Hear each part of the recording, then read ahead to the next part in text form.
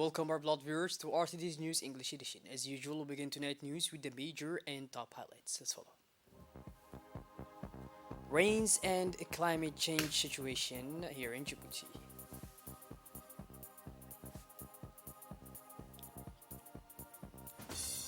At last tribute to the king of soccer, Pele, in Brazil. Those were our major and top highlights. Welcome back to our newsroom, our blog viewers. Saturday evening, or in other words, New Year's Eve, started with light rains, but they quickly spread throughout the country and caused flash floods. The rains affected the capital and its outskirts as well as some islands, inland areas such as Arta, Ali Sabih, Obukh, and Tajura, which were the most affected. According to the National Meteorological Agency, these rains did not only affect our country but also countries in the region such as Somalia, Ethiopia, and Yemen. It should be noted that this increase in heavy rainfalls does not always lead to an increase in total rainfall over a season per year.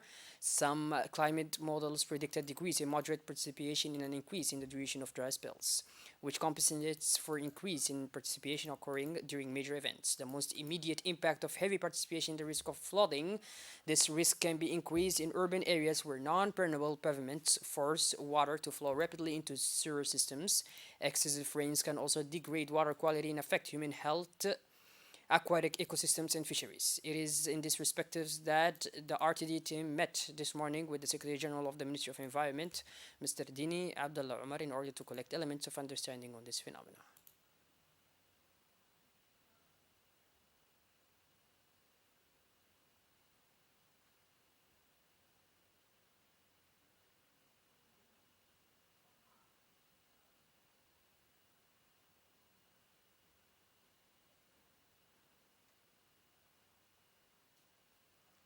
2 days after the heavy rain showers that fell on the Djiboutian capital in the regions, life is returning to normal. Indeed, after a stormy Mabula, a clear sky finally reassures the inhabitants of the neighborhoods of the commune of Bil'os. Among the latter, and unlike the inhabitants of the region, of the announcement of the rains has also, in such circumstances, raised concerns in the specter of flooding to resurface.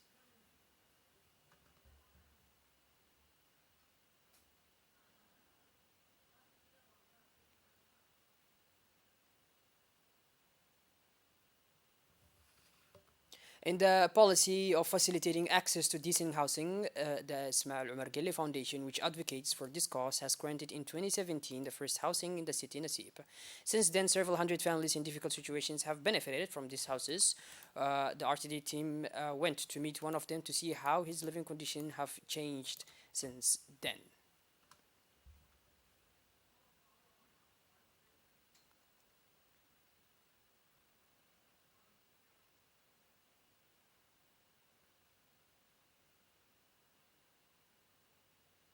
This same project is being implemented in the regions. For the moment, it is in Moulud, in the Unity region, that families with no income are housed by the IOJ Foundation. The family of Abdullah Hassan Suge is one of these beneficiaries, and the RTD team met with him on this spot.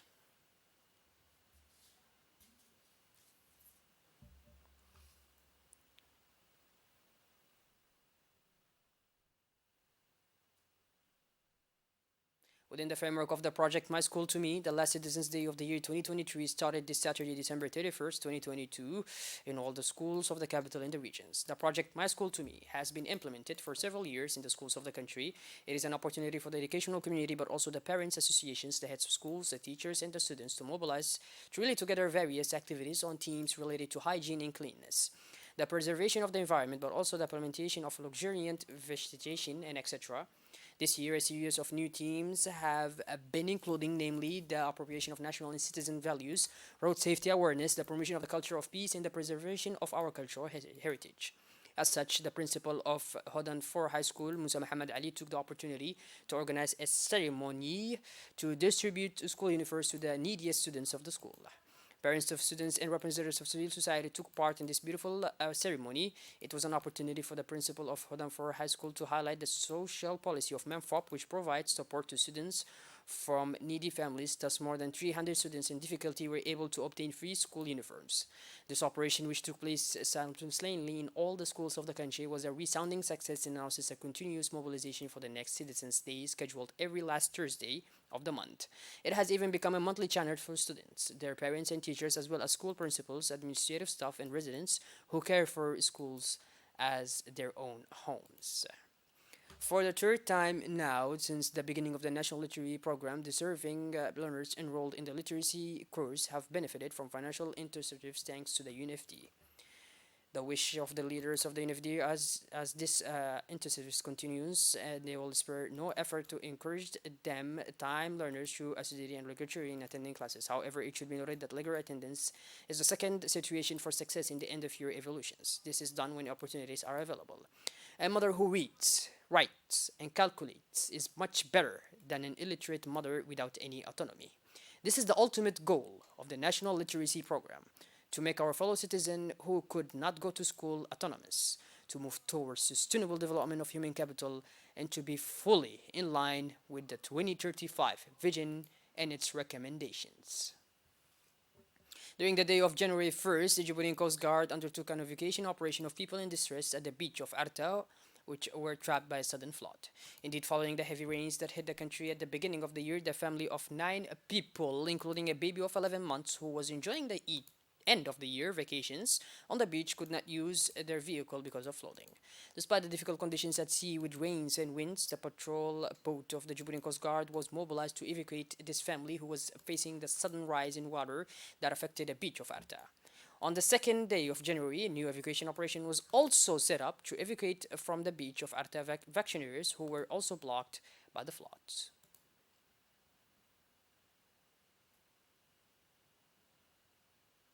The Djibouti Rowing and Canoeing Federation launched this last Thursday at the beach of Iran, the first day of the national championship. This morning from 8:30 a.m., the technical committee in charge of competitors recorded 24 young people who came to the call. The best athletes met and compete in their respective categories. Two events were on the program.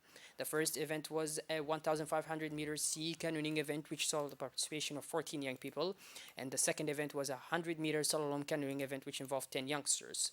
Several officials took part in this day of launching, and in particular the directors of sports, Mr. Abshir Ali Hassan, the president of the federation, Ahmed Abdul Ghadir, head of department, Mr. Ibrahim Hassan, and the head of women's sports department.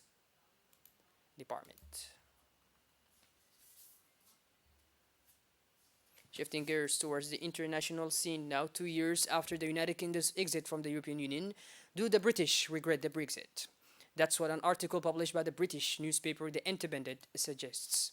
Still, according to the data collected by Savanta, nearly two-thirds of Britons interviewed now say that they are in favor of a new referendum of returning to the Union. They are nevertheless divided on the year to do so.